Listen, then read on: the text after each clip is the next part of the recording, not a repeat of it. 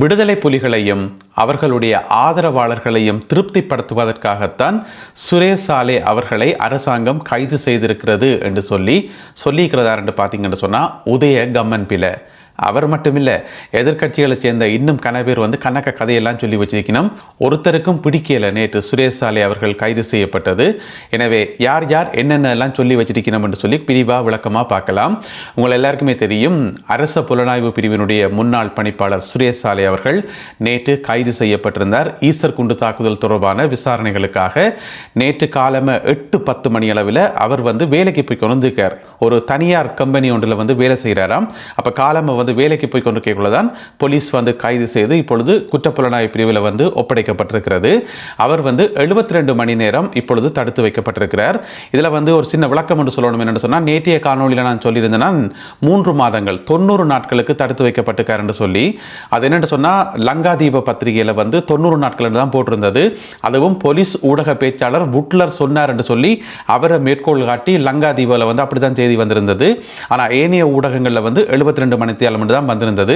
எனவே இப்ப இறுதியாக கிடைச்ச தகவல்களின் அடிப்படையில் 72 மணி நேரம் தான் அவர் தடுத்து வைக்கப்பட்டிருக்கிறார். விசாரணைகள் தொடர்ந்து இடம்பெற்றுக் கொண்டிருக்கின்றன. இதுக்கிடையில எங்களுடைய எதிர்கட்சி ஆட்களுக்கு முகமே சரியில்லை. அவைக்கு இது பிடிக்கவே இல்லை. ஏன்னு சொன்னா, சுரேஷ் சாலை எல்லாம் கைது செய்யப்பட மாட்டார், அரசாங்கம் அந்த அளவுக்கு எல்லாம் ரிஸ்க் எடுக்காது என்று சொல்லி போட்டுதான் பேசாம இருந்தவே. இப்ப சுரேஷ் சாலை கைது செய்யப்பட்ட பிறகு அது அரசாங்கத்துக்கு ஒரு நல்ல பேர் தானே. ஓஹோ, அரசாங்கம் சரியான முறையில் விசாரணைகளை முன்னெடுக்குது, எந்த விதமான தங்கு தடையும் இல்லாமல் விசாரணை போய்கொண்டுதான் இருக்குது என்று சொல்லி மக்கள் மத்தியில் ஒரு நம்பிக்கை வந்துட்டுது. அது மக்களுக்கு ஓகே, மக்களுக்கு எந்த விதமான பிரச்சனையுமே இல்லை. எனவே மக்களுக்கு ஓகே என்று சொன்னால் எதிர்கட்சியாக்களுக்கு அது ஓகே இல்லை என்ற அர்த்தம். அதனால உதய கம்மன் பிள்ளை சொல்லி வச்சுக்கார், விடுதலை புலிகளையும் அவர்களுடைய ஆதரவாளர்களையும் திருப்திப்படுத்துவதற்காக, சந்தோஷப்படுத்துவதற்காக அவர் கைது செய்யப்பட்டிருக்காராம். என்னென்னு சொன்னால், சுரேஷ் சாலை இருக்கிறது தானே, அவர் இயக்கத்துக்கு எதிராக தீவிரமாக செயல்பட்டவராம். இயக்கத்தை இறுதி யுத்தத்தில் தோற்கடிக்கிறதுக்காக எல்லாம் அவர் கடுமையாக பாடுபட்டவர். அப்படி நாட்டுக்காக பாடுபட்டவர். அவரையும் கைது செய்யணும். அது சரியான பிழை. அது சட்டவிரோதமானது. அது மட்டும் இல்லாமல் இந்த வருஷம் ஏப்ரல் மாதம் 21ஆம் தேதி வந்தா ஈஸ்டர் குண்டு தாக்குதலினுடைய ஒரு நினைவு நாள் தானே. எனவே இந்த ஏப்ரல் 21ஆம் தேதிக்கு இடையில ஏதாவது ஒன்றை செய்து முடிக்கணும் என்றதுக்காக அவசரமாக சுரேஷ் சாலை கைது செய்யப்பட்டிருக்கார் என்று சொல்லி உதய கம்மன் பிள்ளை சொல்லி வச்சுக்கார். சரி, அவர் தான் அப்படி சொல்லியிருக்கார் என்று பார்த்தா இன்னும் கொஞ்சம் பேர், முன்னாள் அமைச்சர் அலி சப்ரி என்ன சொல்லியிருக்கார் என்று சொன்னா, நேற்றைய நாள் இலங்கை இராணுவத்துக்கும் இலங்கை புலனாய்வு அமைப்புகளுக்குமான ஒரு துக்கமான நாள் என்று சொல்லி வச்சுக்கார். அவருக்கும் அது சந்தோஷம் இல்லை கைது செய்தது.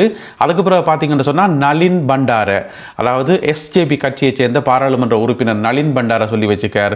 இது இந்த ஏப்ரல் மாதம் 21ஆம் தேதிக்கு முதல் ஏதாவது ஒன்று செய்யணும் என்றதுக்காக போடப்பட்ட நாடகமே தவிர மற்றும்படி இது ஒரு அர்த்தமில்லாத கைது, இது கட்டணத்துக்குரியது என்று சொல்லி அவர் தன்னுடைய பங்குக்கு சொல்லி வச்சுக்கார். அதே மாதிரி எஸ்ஜேபி கட்சி இருக்குதானே, சஜித் பிரேமதாசாவினுடைய எஸ்ஜேபி கட்சி, அந்த கட்சி சார்பாகவும் ஒரு கருத்து ஒன்று சொல்லப்பட்டிருக்குது. அவை எப்படி சொல்லிக்கணும், கொஞ்சம் வித்தியாசமாக மாற்றி சொல்லிக்கணும். இல்லை இந்த கைதை நாங்கள் வரவேற்கிறோம், அது நல்ல விஷயம்தான்.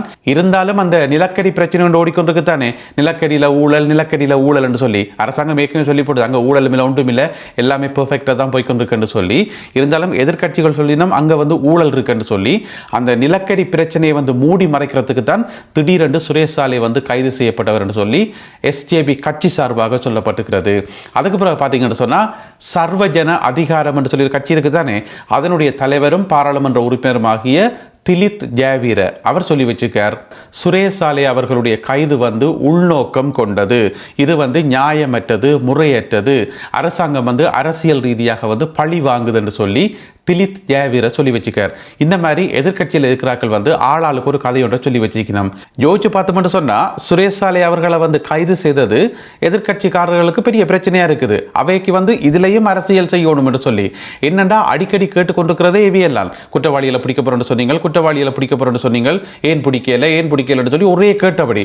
இப்போ கொஞ்ச காலத்துக்கு முதலெல்லாம் பார்த்தீங்கன்னு சொன்னால் திரும்ப கேட்டபடி, என்ன அரசாங்கம் குற்றவாளிகளை பிடிக்கிறேன்னு சொன்னீங்க, ஒருத்தரையும் பிடிக்கல, அரசாங்கம் பயப்படுகிறதா, அரசாங்கம் தைரியம் இல்லையா, கொடுத்த வாக்குறுதியை காப்பாற்றவில்லையான்னு சொல்லி ஒரே கேட்டபடி. அப்ப இவேண்ட டார்ச்சர் தாங்க முடியாமல் ஒரு நாள் ஜனாதிபதி அனுரகுமார திசாநாயக்க அவர்கள் பாராளுமன்றத்தில் வச்சே சொன்னவர், எப்ப பார்த்தாலும் குற்றவாளிகளை பிடிங்கன்னு சொல்லி கொண்டிருக்கிறீங்க, ஒரு பிரச்சனையுமே இல்லை, நாங்க பிடிக்கிறோம், ஆனா நாங்க பிடிக்கும் போது யாரும் அழக்கூடாதுன்னு சொல்லி அப்பயே சொன்னவர், போன வருஷமே சொன்னவர் பாராளுமன்றத்தில் வைத்து குற்றவாளிகளை பிடிக்கும் போது யாரும் அழக்கூடாதுன்னு சொல்லி.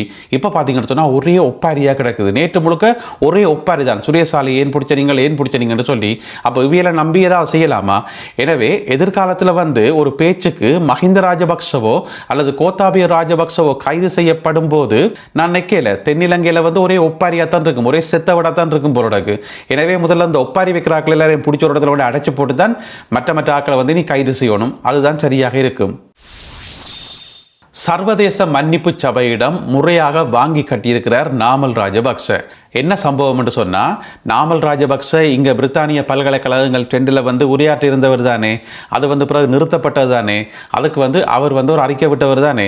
அதில் என்ன சொல்லியிருந்தவர் என்று சொன்னால், கருத்து சுதந்திரத்துக்கு விடுக்கப்பட்ட அச்சுறுத்தல். ஏன் எங்களுக்கு பேச்சு சுதந்திரம் இல்லையா, கருத்து சுதந்திரம் இல்லையா, நாங்கள் பேசக்கூடாதா, நாங்கள் போய் பல்கலைக்கழகத்தில் உரையாற்றக்கூடாதான்னு சொல்லி கணக்கு கேள்வியெல்லாம் கேட்டு ஒரு அறிக்கை ஒன்று விட்டிருந்தவர் தானே. அந்த அறிக்கைக்கு தான் சர்வதேச மன்னிப்பு சபையினுடைய ஆய்வாளர் ருவான் பத்ரனை கடுமையான கண்டனத்தை வெளியிட்டிருக்கார். கருத்து சுதந்திரத்தை பற்றி கதைக்கிறதுக்கு உங்களுக்கு ஏதாவது ரைட்ஸ் இருக்கா, உங்களுக்கு அந்த உரிமை இருக்கா? நாட்டில் கருத்து சுதந்திரத்தை இல்லாமலாக்கி எத்தனையோ ஊடக நிறுவனங்களுக்கும் ஊடகவியலாளர்களுக்கும் அச்சுறுத்தல் விடுத்து எத்தனையோ ஊடகவியலாளர்களை வெள்ள வேனை விட்டு கடத்தி அவர்களை கொலை செய்து இன்னும் கொஞ்சம் பேரை காணையில இருக்கணுமா இல்லையான்னு கூட தெரியாத அளவுக்கு இருக்குது. அப்படியான பல பிரச்சனைகளை உருவாக்கினது யார்? ராஜபக்ச குடும்பம் தானே. எனவே அந்த ராஜபக்ச குடும்பத்திலிருந்து போட்டு கருத்து சுதந்திரம் பேச்சு சுதந்திரம் பற்றி நீங்க கதைக்கலாமா, உங்களுக்கு அந்த உரிமை இருக்கா என்று போட்டு கிளி என்று கிழிச்சு விட்டிருக்கிறார் ஆய்வாளர் ருவான் பத்ரனை சர்வதேச மன்னிப்பு சபை சார்பாக. எனவே நாமல் ராஜபக்ச வாயை துறந்தாலே ஒரே அடியாத்தான் கிடக்குது. அவர் தொட்டதெல்லாம் தோல்வியெல்லாம் முடியுது. என்னதான் நடக்க போகுதுன்றதை பொறுத்திருந்து பார்ப்போம். போலீசாரினால் தேடப்படுகின்ற சந்தேக நபர் ஒருவருடைய புகைப்படத்தை போலீசார் வெளியிட்டிருக்கிறார்கள். இப்போ நீங்கள் படத்தில் பார்க்குற இவர் தான், ஒரே ஆள் தான் ஏஐ தொழில்நுட்பத்தை பயன்படுத்தி வேறு வேறு கோலங்களில் போலீஸ் வெளியிட்டிருக்கிறார்கள் என்று சொன்னால், இந்த கோலத்தில் ஏதாவது ஒரு கோலத்தில் எந்த கோலத்தில் இருந்தாலும் அதை பொதுமக்கள் கண்ட அடையாளம் காணலாம் தானே. எனவே இந்த சந்தேக நபரை பற்றி தகவல் தெரிந்தவர்கள் உடனடியாக பக்கத்தில் இருக்கிற போலீஸ் ஸ்டேஷனோட தொடர்பு கொண்டு தகவல்களை தரும்படி போலீஸ் கேட்டிருக்கிறது. இவர் எந்த குற்றத்தோடு சம்பந்தப்பட்டவர் என்று சொன்னால், இந்த மாதம் 14 பிப்ரவரி மாதம் 14 களுத்துறையில் ஒரு துப்பாக்கிச்சூடு நடந்தது தானே. அதில் ஒரு கடைக்குள்ளே இருந்த ஒரு கடை உரிமையாளர் ஒருவர் சுட்டுக் கொல்லப்பட்டிருந்தவர். எனவே அந்த துப்பாக்கிச்சூட்டு சம்பவத்துடன் சம்பந்தப்பட்ட ஒரு சந்தேக நபர் என்று சொல்லப்படுது. அன்றைக்கு ஒரு மோட்டார் சைக்கிளில் 2 பேர் அந்த துப்பாக்கிச்சூட்டில் ஈடுபட்டவர்கள். அந்த 2 பேரில் ஒரு ஆள் தான் இவர் என்று சொல்லி அடையாளம் காணப்பட்டிருக்கின்றார். எனவே இவரை பற்றிய தகவல் தெரிந்தவர்கள் அருகில் இருக்கக்கூடிய போலீஸ் நிலையத்தில் தொடர்பு கொண்டு தகவல்களை தெரிவிக்கும்படி போலீசார் கேட்டிருக்கின்றார்கள். இலங்கை மத்திய வங்கி மிக மிக முக்கியமான தகவல் ஒன்றை வெளியிட்டிருக்கின்றார்கள். உங்களுக்கு தெரியும், இந்த நாட்டில் பிரமிட் கடன் திட்டம் என்று சொல்லி ஒன்று இருக்குதானே. அது எத்தனையோ தடைகள் அதுக்கு விதிக்கப்பட்ட போதும் கூட இன்றைக்கும் அவர்கள் இயங்கிக் கொண்டுதான் இருக்கின்றார்கள் என்று சொல்லி, அதுவும் சட்டவிரோதமான முறையில் நிறைய நிறுவனங்கள் இயங்கிக் கொண்டிருக்கு என்று சொல்லி, அப்ப இலங்கை மத்திய வங்கி இந்த முக்கியமான தகவலை வெளியிட்டிருக்கிறது என்று சொன்னா, தாயகத்திலிருந்து இந்த காணொலியை பார்த்து கொண்டிருக்கக்கூடிய அனைவரும் மிகவும் அவதானமாக இருக்கணும் என்று சொன்னா, இப்ப நான் ஒரு பட்டியல் ஒன்று போட்டு காட்டுறேன். இதுல 24 நிறுவனங்கள் இருக்குது. இந்த 24 நிறுவனங்கள்ல சிலது கம்பெனிகள், சிலது கையடக்க தொலைபேசியில் வர மொபைல் ஆப்ஸ்கள், செயலிகள். எனவே எல்லாத்தினுடைய பட்டியலை தான் இப்போ நீங்கள் பார்த்து கொண்டிருக்கிறீர்கள். எனவே இந்தந்த கம்பெனிகளோட எந்த விதமான தொடர்புக்கும் போகக்கூடாது. இப்போ நீங்கள் சமூக வலைத்தளங்கள் இருக்கக்குள்ள இந்த கம்பெனிகள் பெயர்கள் ஏதாவது அதிலிருந்து மெயில் மெசேஜ் வந்தால் நீங்கள் கிளிக் பண்ணவும் கூடாது, அவர்களோட எந்த தொடர்புக்கும் போகக்கூடாது. ஏனென்று சொன்னால் இந்த 24 நிறுவனங்களும் இப்பொழுது தடை செய்யப்பட்டுள்ளன இலங்கை மத்திய வங்கியால். என்னென்னு சொன்னால், இப்போ திரையில் வேகமாக ஓடிக்கொண்டிருக்கும் இந்த பேர்கள் நீங்கள் வீடியோவை நிறுத்தி பார்க்கலாம், வாட்சி பார்க்கலாம். எனவே இந்த 24 நிறுவனங்கள், இப்போ திரையில் பார்த்த 24 நிறுவனங்களும் இலங்கை மத்திய வங்கியால் தடை செய்யப்பட்டுள்ளன. அடுத்ததாக இன்றைய கருத்தோவியம், ஐக்கிய தேசிய கட்சியைச் சேர்ந்த ஹரின் பெர்னாண்டோ இருக்கிறது தானே. அவர் என்ன சொன்னவர் என்று சொன்னால், அரசாங்கம் ரணில் விக்ரமசிங்க அவர்களுக்கு எதிராக பொய்யான வழக்குகளை போட்டு அவரை படாத பாடுபடுத்தி கொண்டிருக்குது. எனவே நாங்கள் சர்வதேச நீதிமன்றம், ஐக்கிய நாடுகள் சபை இருக்கக்கூடிய எல்லா சர்வதேச அமைப்புகள்கிட்டையும் போயிட்டு முறைப்பாடு செய்ய போகிறோம் என்று சொன்னவர் தானே. அன்றைக்கு நாங்கள் செய்திகளில் சொல்லியிருந்தாங்க. இப்போ பார்த்தீங்கன்னு சொன்னால், இந்த கருத்தோவியத்தில் ஹரின் பெர்னாண்டோ ஒரு புறா மாதிரி இருக்கிறார். அவருக்கு செட்டையெல்லாம் முளைச்சிருக்குது. அவற்றை களத்தில் ஒரு கடிதம் மாதிரி ஒன்று சொல்லி கட்டப்பட்டிருக்கிறது. அதில் முறைப்பாடுகள் என்று சொல்லி போடப்பட்டிருக்கிறது. அப்போ அந்த புறா ஒரு ஆள் பறக்க விடத்தானே வேணும்.